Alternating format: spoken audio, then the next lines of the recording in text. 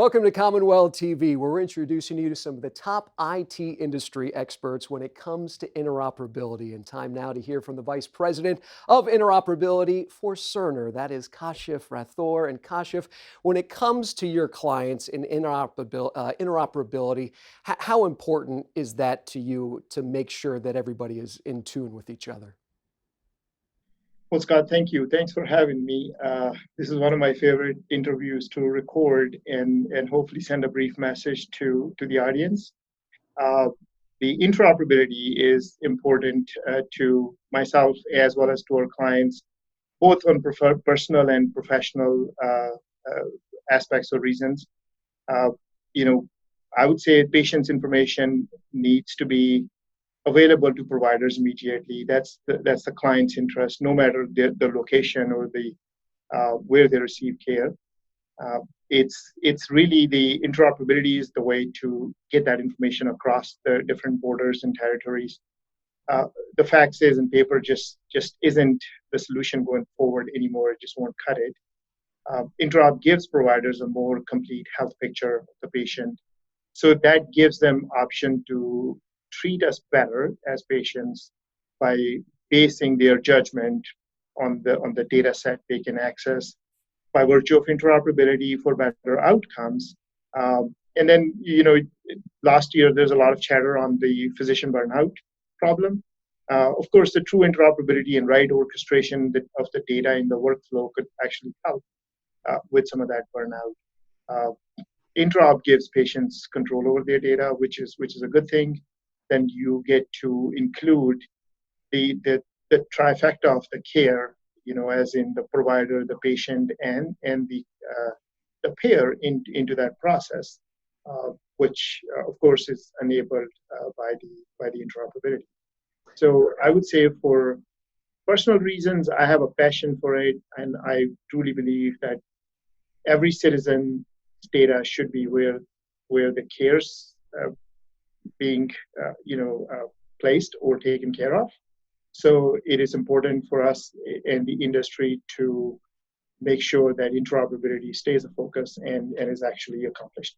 When it comes to the CommonWell Alliance, I mean, Cerner has been here from the get-go. What have you guys learned from being inside this CommonWell Alliance over the years? Yeah, the one factual thing is that the network is essential. It provides us a common governance, lets us create bigger, in not just Cerner, but every member that is a participant. It lets them create a bigger value for our client community at much faster pace because the scale it brings to bear.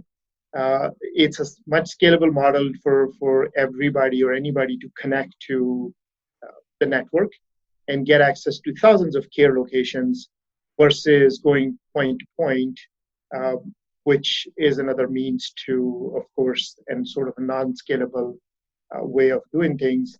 But establishing 40, 30, 10,000, 2,000, 100 connections is not conducive, which, of course, the network helps us eliminate the need of that redundant point-to-point type of aspect.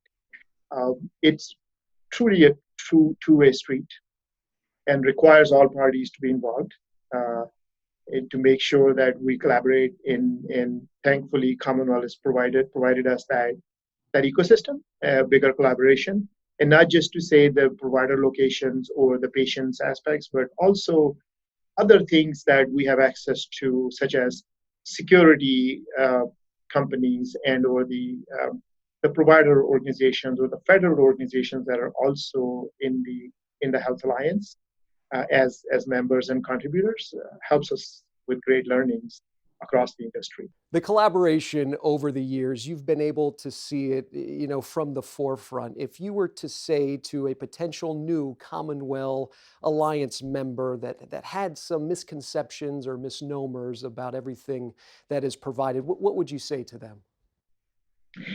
I think there's quite a few things in this spectrum. There are some misconceptions and maybe some opportunity to educate the industry and different people that come across the CommonWell Health Alliance.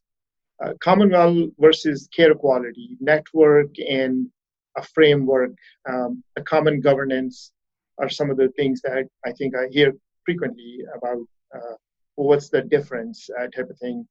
Uh, they also a thing that it's a non-for-profit. It's truly for the sake of patient.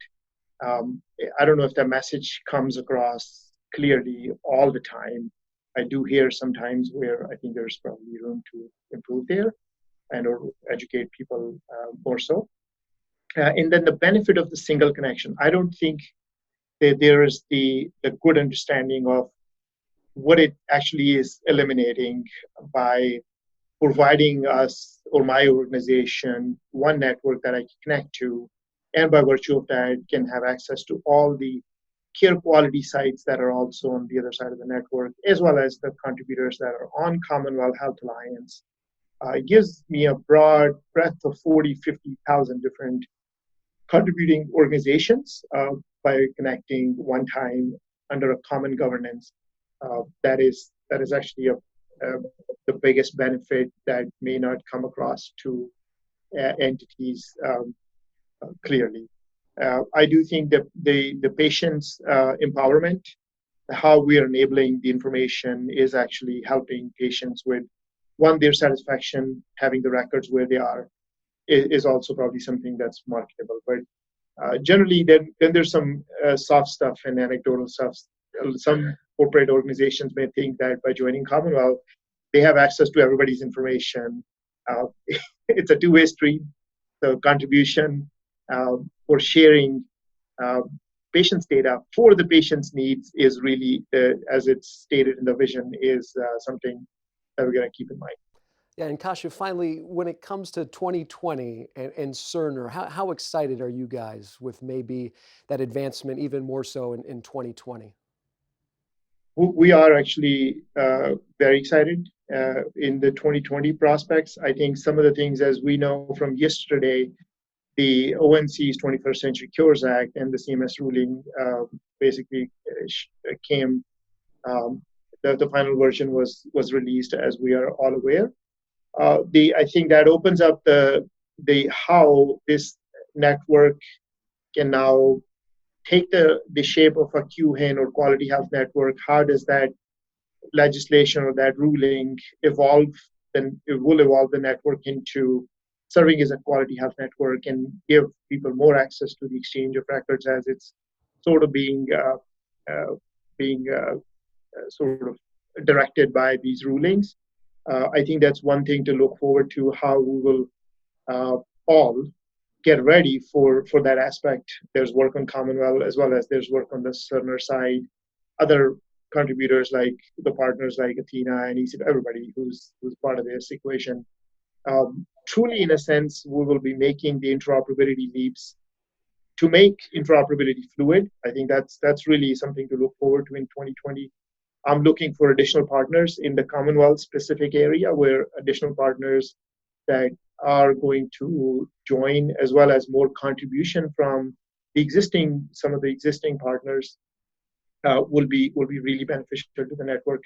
And then last but not least, there's always the use cases. We serve certain aspects of exchange via the network, but now we're in millions of records being shared on daily basis, uh, where we're starting to ask more things and more use cases, i.e., notifications. I mean, if you skim through the rule, it is an ask for care coordination by CMS to now be able to communicate the admit discharge type of notification. So that's going to become sort of a reality right away.